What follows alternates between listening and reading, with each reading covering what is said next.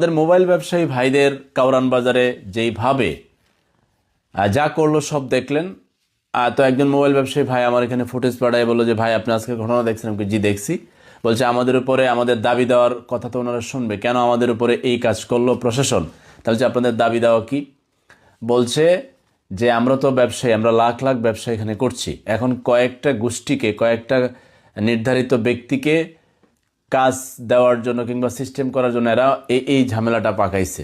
তাই আমরা এটার প্রতিবাদ জানাইছি, আমাদের কথা শুনবে, আমাদের যদি দাবি ন্যায্য না হয় তাহলে সেটা তারা বলবে।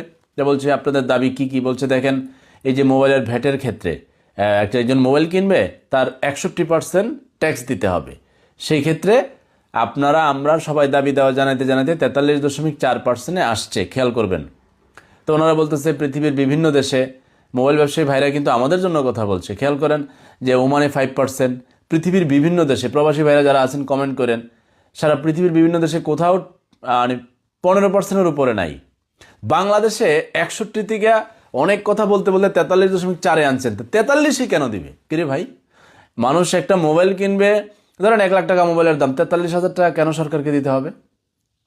সারা পৃথিবীর বাইরে কি বাংলাদেশ এটা কি অষ্টম আশ্চর্য পৃথিবীর, না নবম আশ্চর্য যে এটা আলাদা সব? ওমানে যদি 5% পারে, অন্য জায়গায় যদি 12% পারে, 10% পারে, 15% পারে, তাহলে আমি বাংলাদেশের মানুষ কেন 43.4% দিবে? এই নিয়ে কিন্তু গন্ডগোল। এই কারণে মোবাইল ব্যবসায়ীদের পাশে আমরা আছি। আমরা সরকারের বিরুদ্ধে না, রাষ্ট্রের বিরুদ্ধে না, আমরাও ট্যাক্স দিয়ে মোবাইল কিনতে চাই, বাট 43 না, 43 কেউ দিবে না।